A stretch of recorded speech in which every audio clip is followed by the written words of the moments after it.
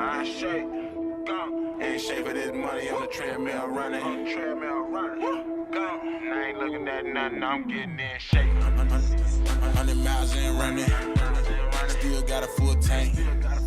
Feel like I ain't did nothing. Yo, it's one-on-one with BundyMcBuckets. I'm here in Blackstar Studios. I have the lovely Savannah Bleu with me. Everybody say hello. What up, everybody? Hey, how you feeling today, Savannah? I'm feeling good. Feeling happy about the time change. Actually, not happy. I was happy this morning and it got dark really early. So that was yeah, it did. It gets darker earlier. Yeah. Dang. We got an extra hour last night. Yeah. Sleeping. I appreciated that. Mm-hmm. Like, I felt like I woke up an hour early. It was like, no, wait. Yeah. I'm going right back to sleep. But yeah, for some reason, I didn't think it would get dark in California early. Have you not lived here that long? Well, I mean, I've been here. I mean, before I moved here, I didn't think it would get dark like it does in the Midwest, like super early. But it's crazy. It's dark at 5:30. Like, and I'm just like, what is life? I swear it was like 4:30. Wait, am I supposed to not look at the camera? You can look at the camera. You can do it. Oh, I didn't know. I don't know the rules about it. I've never been on a podcast before. This is your first podcast? Mm-hmm. Oh, BundyMcBuckets is getting first. We're bringing exclusives to you, and we have Savannah Bleu's first podcast interview right here, man. Make some imaginary noise. I heard it. All right, so for the people that don't know you, I want to kind of just give them a little insight to who Savannah Bleu is. So, like, can we start at the beginning, kind of just a little insight to where you're from and totally. you know what made you who you are today? I'm from Texas. I was born in Amarillo, Texas. How was Texas growing up? Amarillo. I don't hear too much about Amarillo, Texas. Amarillo is very country. It's a lot of cows. Amarillo is like the big city, and then I grew up in a town outside of Amarillo. It's like an hour away, and there's like one stoplight. It's that kind of vibe. Mm-hmm. So when did you get out of that town? Like, cause I mean that just sounds like a town that could just like. Yeah, you get just keep you in there, you know. Like, and a lot of people do spend their whole life there, and like generationally. But like my brother and mom are still there. My sister's in Dallas. I spent time in Dallas too, so I experienced like a little bit of the bigger city vibes before I got out to LA. Okay. So when did you come out to LA? Came out here in 2015. 2015. Okay. Been out here for a minute. Yeah, I mean, I feel like time flew after like. I don't know how time even worked during Corona. You know, those years, like, cause I got a year in before Corona, but it just everything just feels like I'm coming up on my 4th year. Oh wow! And it doesn't really feel like that because I feel like I lost like a year and a half, 2 years. I definitely feel that way too. Like, it just set a new weird like vibe of how time has passed. I guess, because it was like I don't know, and LA did feel totally different before. To after. Right. So when did you start singing, or when did the music come into your life? I started singing pretty much for as long as I can remember. A lot of like family like gatherings and stuff, people would sing, and like the little cousins, we'd all put on different shows for the parents and stuff. And I started writing songs like for as long as I can remember too. It was just something like I always did naturally. I didn't really seek it out. It was just something I did. So growing up around the music, you just kind of evolved more into like a songwriter, and then you just started dabbling in things like that, different aspects of the music. Well, like I wouldn't say a lot of my family did like theater and stuff. Nobody was like super like into songwriting. I would say I feel like my dad's a writer, and my siblings both like to write different types of things, like they like novels and like. I mean, writing is writing. You're taking that family writing structure and putting that into music, you know. Medium. So like, actually, y'all are all involved in the same thing, you know. Like a family full of writers. Yeah. Definitely. What were some musical influences for you when you were growing up? I loved Dolly Parton. Dolly? Yes, which is a good segue into the single I have coming out November 15th. It's like a reference to a Dolly Parton song. Have you heard Jolene? Have you ever heard that song? I'm sure I heard it, but I'm not too familiar with like the names of Dolly Parton. But I know Dolly Parton. Yes, yeah. She has a song called Jolene, and it's about like her begging another girl to like not steal her man, basically. Oh, really? Yeah, and so I wrote the song from Jolene's perspective of like what maybe she would say if she were really in that situation. Was Jolene like, hey, listen, I just got to do what I got to do, honey? You know no, she was more like, well, my version of Jolene that I made up in my head was more like, I never would have wanted your man. Oh. I'm offended that you think that he would be my type. Oh, wait, so in the Dolly Parton song, Jolene wasn't actually trying to take her man? No, her man. Oh, was trying to talk to Jolene. Yeah, mm-hmm. But was Jolene going? No. Jolene wasn't going in the song? Not in the song, no. Okay, so we're coming from, that helps, because like I said, I didn't know too much about the song, but right. So you're coming from Jolene's perspective of, I didn't even want your man, you know what I'm saying? He slid into my DMs, you know, and I was like, exactly. I left him on red. Period. Okay. That's the exact energy. And that's the next single that's coming out. Mm-hmm. Okay. And video, super dope video. And video. Tell us a little bit. Tell us a little bit about the video without giving too much away. Okay. I went like full out on this video, man. It's on a farm. There's horses. There's pigs in this video. There's a chicken. There's multiple chickens. There's a chicken? Yeah. There's more than one chicken. There's chickens. There's chickens, and there's a farmer. I'm in the video. I'm feeding hay to the horses, and I'm hearing that accent come out more and more as we're talking about this farm. Oh no! Don't be embarrassed about it too. Actually, he's like, I'm feeding hay to the horses. Oh my god! But no, so you got multiple chickens, you got farm animals, yes. You got E-I-E-I-O, all in that video. Mm-hmm. So this is the Jolene video we're talking about. Yeah, coming out November 15th. That's nice. That sounds like a good time. I like videos where like when you get to shoot it and have a good time and have a good premise, something fun. And you have animals in there. Yeah, that was my favorite part of the whole day. So. Actual animals. How is it working with actual animals? Because they don't listen. Well, these ones are like, they live on a ranch that does a lot. It's called Copper Horse Riding Ranch. Shouting them out. They were really, really amazing to work with, and all the animals they've been in a bunch of like TV shows and stuff and movies. Yeah, they're like actors/animals. Oh, okay. But you know, they just live a very chill life. It's not like they do tricks or anything like that. Right, they're just relaxed. They were very chill. Yeah, super chill. Like, didn't cause any problems all day. It was dope. That's crazy because I never really thought about that. Like I've seen a lot of animal actors like my whole life watching movies. But like I had just watched that Jordan Peele. I don't know if you saw that Jordan Peele Nope movie. And the premise is they're like horse handlers. So like their horses are in movies. Like, you know what I'm saying? The first actual like thing that was filmed was like their great grandfather on a horse or something like that. So they have stake in the game. That was their whole thing during the movie. But so just like them on set with the horse and like just telling people how to act around the horse, and the horse has to act as well. Like that was it's just something I never thought of really. Right, like can you imagine if you had a dog and it's just an actor? You're like, yeah, I'm a dog. Gotta take my dog to an audition. That would be dope. Have you ever seen Air Bud? Yeah, I love if that. If my dog was Air Bud, I'm taking him to the court. I wonder how many Air Buds there were. There was probably like 10 or 12 Air Buds in each movie. Shit. You know what I'm saying? There was 10. I feel like there was one. There's no way. And he played everything. Like that Air Bud all through basketball. The years. He did hockey. He did baseball. What did he not? He did lacrosse probably. He did a poker tournament. Did he really? No, I'm just playing. I literally had to think about that one. I'm like, but we should make a TikTok or something about that Air Bud, except it's a poker. He's just in there with the dog. You put the little chips. Yeah, the chips and the hat on him and shit. He could like move his paw and he would like collect the chips. Yeah, nobody steal this. Does anybody have a golden retriever? Who's got the golden retriever? There's some out here, girl. We're in like Studio City. There's somebody in the hills over there that has a golden retriever. My friend has a golden doodle. We can make it work. Shout out Ginger. It doesn't have to be Air Bud. It could be another dog. You know, we can make it work. Yeah. Bundy's making TikToks out here. You know, the TikTok ideas. But all right, so the video, you have the animals, you have the wildlife, you have the song, you have the vibes, you have the accent going. I can turn it on when I need to.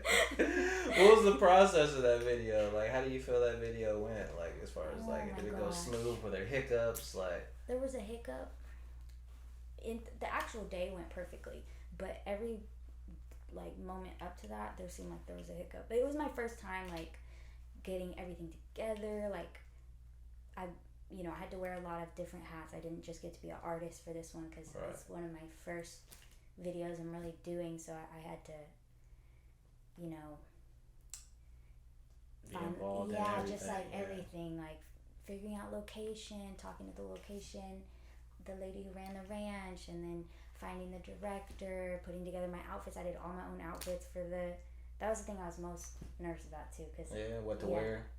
Yeah, putting it together. I had a vision of it, but as far as actually finding it, but yeah, you had to go out there and put the pieces together. Mm-hmm. I need this shirt. Yes. I need this shirt to go under it. I need these pants, the shoes, the boots. The boots. You did the boots. Yeah. Okay, you got to do the two pairs of boots in the video. 2 pairs. Mm-hmm. Do they contrast each other, or is there this boots are made for walking and these boots are made for kicking ass? Is that what happened? Kind of. It was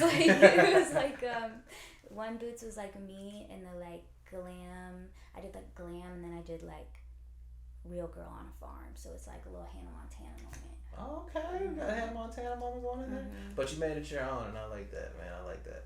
So, what were some some other musical influences for you? So we got Dolly Parton. Yeah, that's okay. And no, it's fun. I almost forgot I asked that question because we just dived. I told you this podcast stuff, man. We can just dive into questions and just dive deep. True. And I was nervous. flies off. I was really nervous. Oh, really? But this is cool. Yeah, it's just I told you. Sure. The cool thing I like about podcasts are they're just more of a conversation. You say interview, but we're really just sitting here talking shit. Right. You know? Yeah. Dope. All right, so we got Dolly Parton. Mm-hmm. Dolly Parton. Weirdly enough, as a kid, I really loved. There's a few people that I tend to kind of just. If I start to like an artist, I become really obsessed, and I just really learn everything about them, and then I kind of go to a new artist and study a new. So I've had many phases of different artists that inspired me. I remember some of the first artists I really loved were Shania Twain, Avril Lavigne. I had her album when I was 5 or whatever, whenever that came out. I loved Eminem growing up, and that really it really made me get obsessed with lots of different artists that were in his little camp. So Dr. Dre and 50 Cent and all of those people that were. Did you get into D12? I did. I had D12 CD. I did. Blue and yellow, purple pills. Mm-hmm, Yeah, that's nice. My band. Yes. So funny. I loved the humor in it, and I think that does kind of tie in back to the Jolene record because there's a little bit of humor to it. In the video too, there's a little humor in the video, so I like to incorporate that. You have to, and it's just fun to do that, you know what I'm saying? Because, you yourself, the people, I don't know how much the people actually know about you. I know you be out here on the live, on the TikTok and everything. You got a lot of views, a lot of followers, a lot of people interested in what you got going on.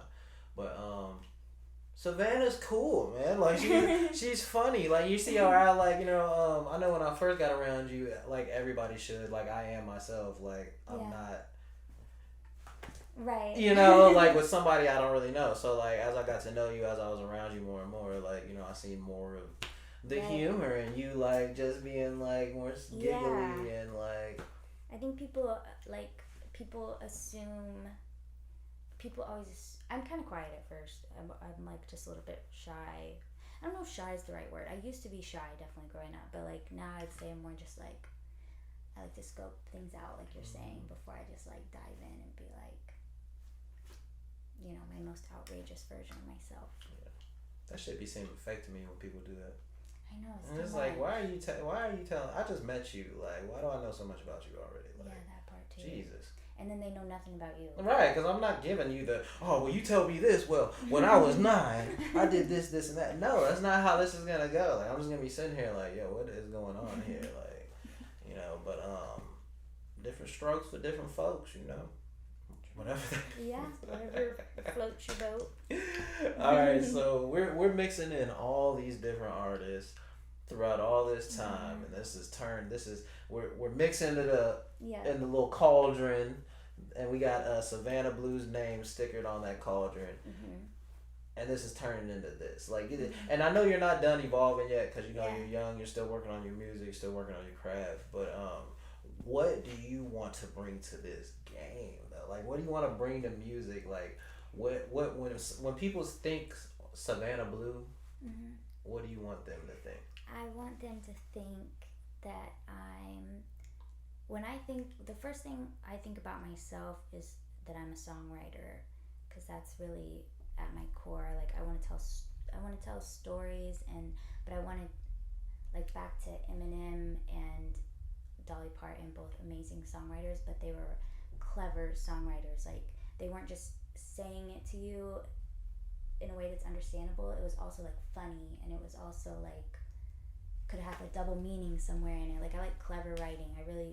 I take time and I think about things I actually want to say too. Like, I write mostly from life experience, but I feel like I just kind of, like, absorb what people say around me, and, like, people say great things all the time that turn into great songs. But yeah, I guess I kind of got derailed on that. No, like, things just go how they go. Thought process. No. Yeah, I this first music that I'm putting out is more acoustic, like guitar vibes, the stuff that I put out, but, like, I've made a whole project that has, like, more produced out stuff, and then some really, like, alternative rock type stuff. Okay. Mm-hmm. Okay. So we got diversity going on over here. And that's fun for musicians, right? Like, when you get to make all different kind of music, whatever you want to. Right. You're not put in a box. Right. Yeah. I worked. My whole, like, project has been with these producers called the Aaaaaall, and they did Jolene with me, and basically I made a whole project with them that I'm so excited about. And it's just like they brought elements to it that just, like, made it completely level up, you know, like, it sounds like real music to me. Mm-hmm. Mm-hmm. No, that's super good when you can meet a producer that, like, that you rock with. And then there's even though we're doing some records that are, like, super like pop beats, and then some of it is, like, alternative kind of things, and then some of it's acoustic, like, it all is cohesive because we're the three people working on this project, you know. Right. So you get to put in time with those people and cultivate a sound that you love. Totally. Right? Mm-hmm. That's dope, man. That's cool, man. As an artist, I feel like everybody should be able to do that. You know, just because it sucks, like, if you don't have a set producer, or you have producers that are, like, not cool, like, are fucking around, like, taking forever to do things, like, or they just don't mesh well with you. Like, that's something I really prayed for a long time, was, like, finding my musical, like, soulmates, kind of, because I'm like, I knew that it wasn't just gonna be me alone. I knew I had one aspect of it. I had the song, like, the songwriting, and then, you know, I was gonna sing, but other than that, I was, like, kind of searching all around LA, working with so many different people, and then always listening back to the record and being like, why did the production, like, why do we like the guitar vocal more? Mm-hmm. And now I'm finally in a place where it's like, it's getting better, like, the production is adding to it. Right. Well, you've been kind of, like, in this camp for a little bit, and I feel like that's helped out too, right? So, totally. Like, how did you get hooked up with the people at Blackstar Studios? Ali saw a video of me on Instagram, and just, it's funny because people I were working with at the time had hit up Jordan, but Jordan never showed Ali, and then Ali ended up seeing it on Instagram, and he invited me down here, and it was super, just from that point on, I was like, here. How long ago was that? Dang, it's like a year and a half ago. That's not too long ago. Shit, we still at, like, what, Blackstar Burger, like, and all that stuff. Mm-hmm. Yeah. All right, shout out Ali. You know what I'm saying? Be bringing talent in here. You know. For sure. So being able to come into the studio and just work on your craft constantly, daily, whenever you want to. Like, how do you feel like that's helped your music? It's just helped in every way. That's how it happens. It happens, like, little by little, day by day, you know, and then suddenly you're so much better than you were a year ago. Even some of the music I'm putting out, like, or some of the music that I recorded a year ago, I'm like, I need to re-sing that because I've gotten better now after singing so much more, you know? Yeah. That scared me. I don't know what's going on. Like I said, we at the studio right now. I don't know if y'all can hear it. Like somebody's making some music above us. Oh, yeah, so I hear a little bit crazy. of some bass. We don't know what's going on outside of that door, but I feel like this gives it like kind of a backstage element. You know what I'm saying? Like, hey, get out of here. We're shooting this. We're shooting an interview. Show going on. I'm like, I wonder what vibration we're currently in, because there's like the pulsing, you know. I don't know where we were going with that. Like, if we was off mushrooms, like we could have really done that. But so like this is just, since it came to my head right now, this is a question I love to ask every one of my guests that come on the show. It's a little out of left field of what we're talking about right now, but it's pretty simple. Let's go for it. I'm pretty sure you've seen a lot of movies, right? Yeah. All right, so if you could take one of your favorite movies, recreate it, and star in it, what movie would it be? Whoa. Put her on the spot. Yeah, because there's a lot of great movies that I feel like this probably isn't, if I had more time to think about it, I'd probably think of something different. I got real sad when they started remaking the Jurassic Park movies. I also they went such a different vibe. That was my favorite movie as a kid, is Jurassic Park. Jurassic Park was the favorite first one? Yeah, it's just classic. That was a good time. It was a good time. And I loved dinosaurs as a kid. I don't know why. That sounds so What was your favorite dinosaur? To say. Maybe the Brontosaurus. Brontosaurus, the long neck Brontosaurus? Because of The Land Before Time. Did you watch that? Ooh, Littlefoot. Shout out Littlefoot. I'm like, what was Ducky supposed to be? I don't know what I can picture it. He was like an early prehistoric platypus. Oh, yeah. Maybe. I don't know. She was a girl, but... I mean, sorry, she. You know, we don't know what he or she identified as in these times, you know? But I haven't seen that movie in forever. Jurassic Park? No, Land Before Time. Oh, and I only really seen the first one. But Jurassic Park. So you would redo Jurassic Park. That would be a fun and star in it. Because there would be like action. But they gotta bring back the way they did it back then, because the new ones they don't get me like in it. I can't like suspend my disbelief in those ones. They're too crazy. Well, I mean, that's where we're at now. Like, we're in like how the Fast and the Furious is. Like, they're in space now. Like, what else can we do with these dinosaurs? You know what I'm saying? So true. like, yeah. So I mean, you would just take the first Jurassic Park, reshoot it. We're not saying this has to come out. We're not saying this has to come out. But you would do your favorite one. If they didn't come out with the Jurassic World franchise, maybe that's what I would have done. But they did that. I would have to also make those ones not exist. Yeah, okay, yeah, get them out of here. We're getting them out of here, kicking them out of here. And we're restarting the Jurassic Park multiverse with Savannah Bleu. Yeah. Yeah? What's this Jurassic Park theme song right now? Dun, dun. Wait, I'm not gonna I really wanted to get it so fast. Right, yeah. Wait, is that Indiana Jones? I don't know what it is. Like, I think Star Trek's coming in my head, or like Star Wars or something. I don't know. It's like on the tip of my tongue, but I don't think you can do it right now. Alright, we'll come back to that. See, that's just one of them. That's Star Wars. Yeah, yeah, that's Star Wars. Yeah, it's something like that. It's something. We're in there. In the comment section below, type out how you would do the Jurassic Park theme song right there. Alright, so if you had unlimited resources, you had all the phone numbers in the world in your phone right now, who are 5 people that you would want to collab with? And when you hit them up, they were like, they've been waiting. They were like, yo, Savannah, what the fuck took you so long? Like, come on now. Like, who are the 5 people you collabing with? Okay, I'm gonna call Dolly Parton. Dolly, you bringing her out? Yeah, she won't jump on just because I did the song.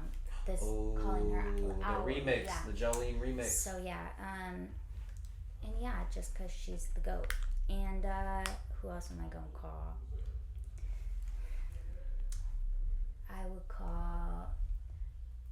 This is so tough. These questions are. Man, you gotta just come out with them. Like, who you feeling like from the bottom of your heart. There's a couple people that. Well, Lil Nas X, I would love to do a song with him. We bringing Lil Nas X out. Okay. Yeah. Because I think it would be fun to do another like fun like country type crossover type thing. I think that would be dope because he hasn't really done that again. I think it would be dope if he did it again. Right.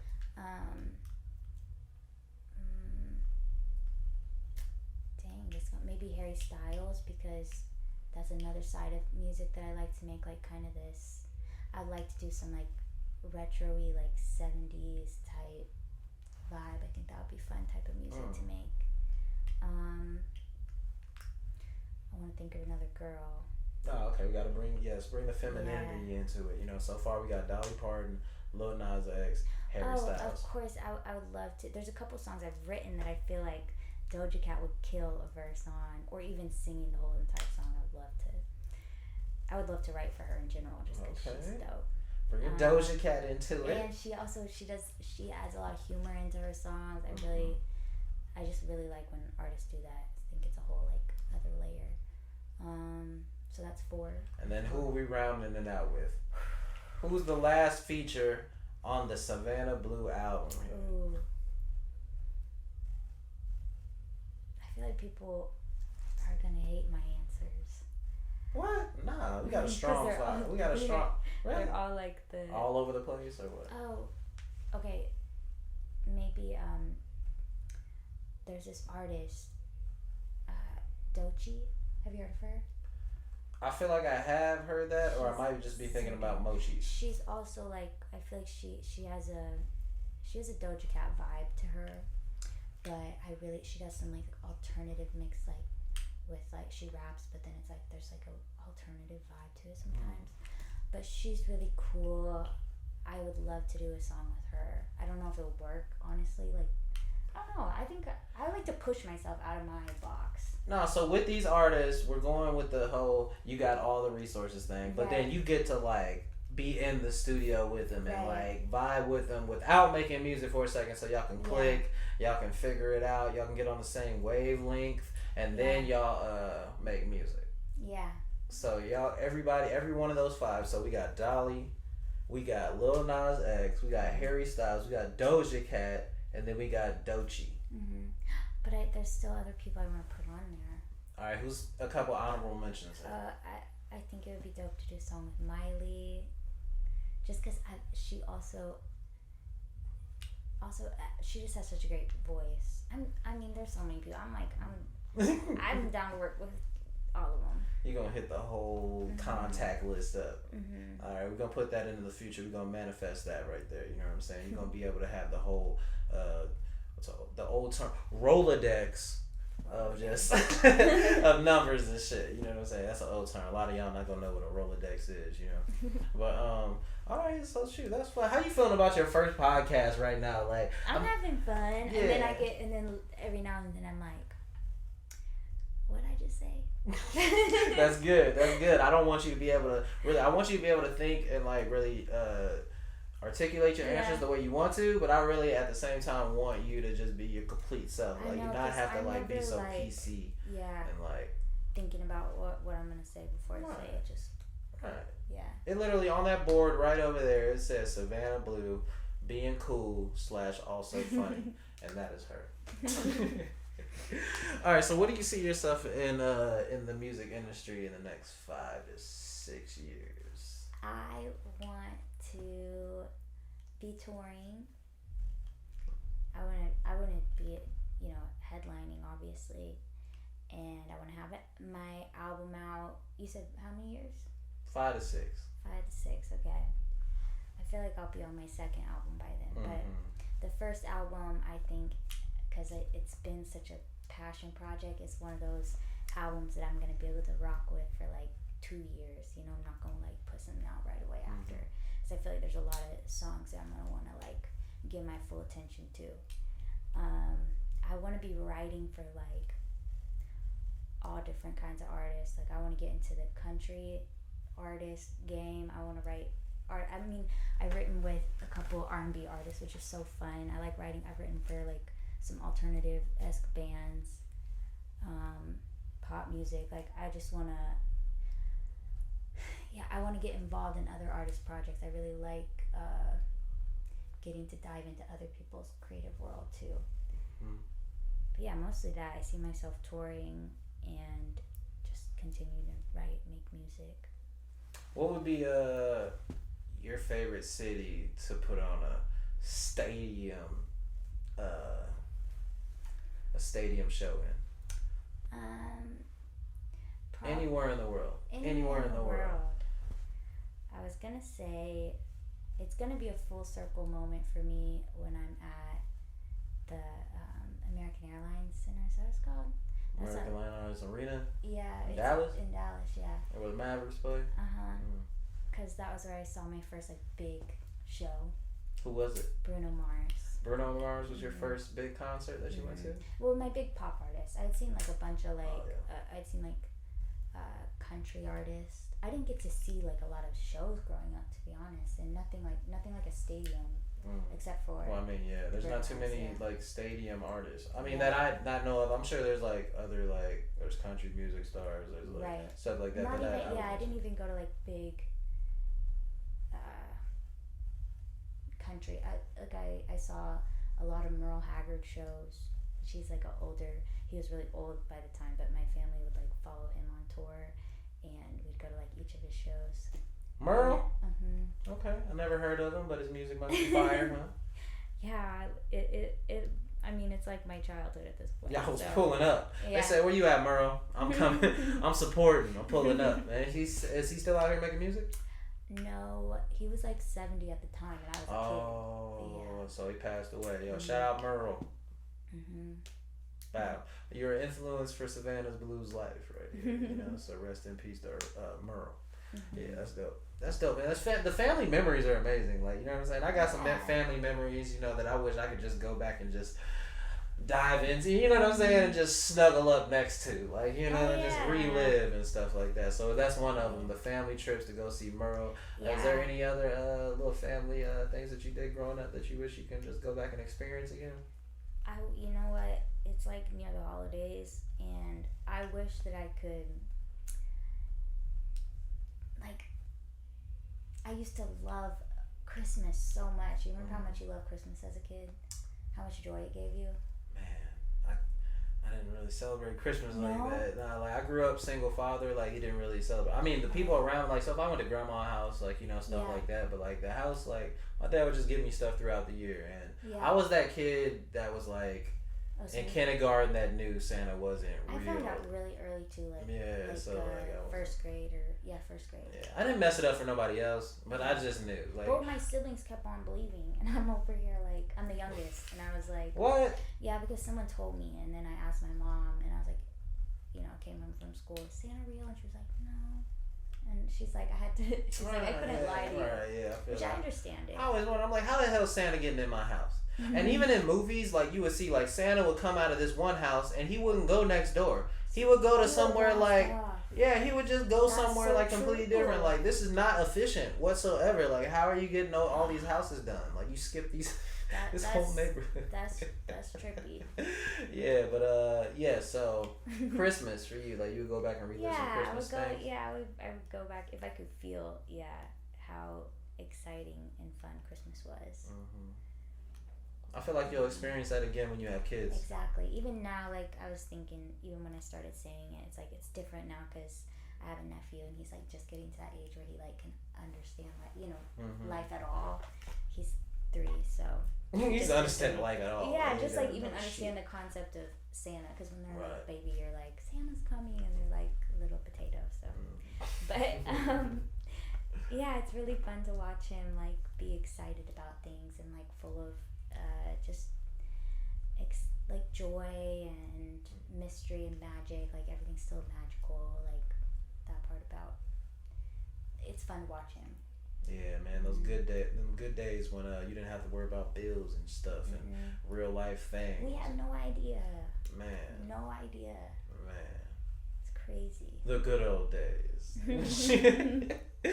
Yeah, so I don't know. We might just ask some little wrap up questions, to just settle it down on the way out, So how we just feeling about life in general? How do you feel about the state of LA and the music world? Are you doing a lot of shows out here and I do something dope shows. I do shows here and there. I'm doing a show here at the studio on the 15th, like a little release party. Oh, release party, yeah. Yeah, I feel like LA's getting back to where it needs to be with shows and live music and like. It was so weird for a while. It was so weird. The mask era and all that stuff. So many people couldn't come into the shows because they weren't vaccinated and stuff and like so, that. Like my first performance after the pandemic, it felt like, because I hadn't done that in so long. Like I was doing the TikTok thing, but that's different. It's like being really in a room with people. Right. It's like, dang, I forgot. Like it took me a minute to like get back to it, after stepping away. I guess we all did though. I know, right? Yeah, it was so weird, man. I'm just glad that we were able to just like maneuver around it and figure out different ways to still like put shows together. With Some Dough for the People. Jordan St. Pierre rocked it out any way he could. We were still out here kicking it safely. I was traveling, I was just out here all the pandemic. After like the first, everybody was in the house for like 3 months, and then the George Floyd thing happened. Then everybody was out the house, everybody was in the streets. Gosh, and then that seems so long ago. I know it does seem so long ago, man, but like so fresh still, But and then it was just a slow process of everybody trying to figure out what we could do, who could come, and then and then you'd start doing something and they'd be like, never mind, right, can't do that no more. It's ridiculous. Because I know we were supposed to go to Big Bear. Really? We were supposed to go to Big Bear, one of those places like that.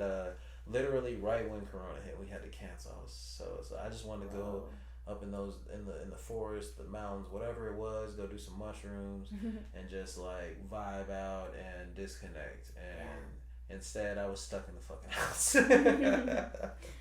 Yeah, crazy times. Damn.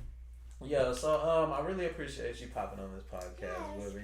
I want to do some more things with you in the future. We're gonna shoot a live performance for you. And I want to do that part of I'm gonna start a live performance series. So like before, I was putting them in the podcast, in the middle, but I'm gonna put that as a separate post, different clips, just to give more content, continuity for everybody, And we'll just figure things out. But it's going to be a good time. I'm so glad I got to be your first podcast interview, man. It's just going to go up from here. I really appreciate the corduroy jacket. Oh, thank you. Appreciate it. I love corduroy, man. I'm so into corduroy right now. So if anybody loves me, gets me some corduroy pants, jackets, whatever. To the corduroy links. Corduroy bucket hat. Corduroy Connects. What's up? The Corduroy Connects. I need a Corduroy Connect. Yeah, I feel you. But what I want you to do is I want you to look in that camera. I want you to tell everybody where they can find you at: Spotify, Instagram, Apple Music, SoundCloud, TikTok, Twitter, Tinder, whatever you got. Tell them right now. All right, y'all. You can find me. I got Instagram is Savannah Bleu, Savannah with the H, BLEU, like blue cheese. And on my TikTok is which I go live like Monday, Wednesday, Friday, 3:00. It's a good time. It's called Blues Clues, BLEUCLUZ. Oh, wait. Blues. Wait. I'm like trying to remember how I spelled. I spelled it the dumbest way, to be honest. Clues. I might have put an E on the end of there, but you'll find me. It's also in my text. We'll figure all this out. Like people gonna find you. Don't worry about it. I guess you're gonna have to tag me because we gonna figure. We gonna get all the links right. We gonna get all the links. CLUZE. I think that's how I might have spelled it. Yeah. I think so.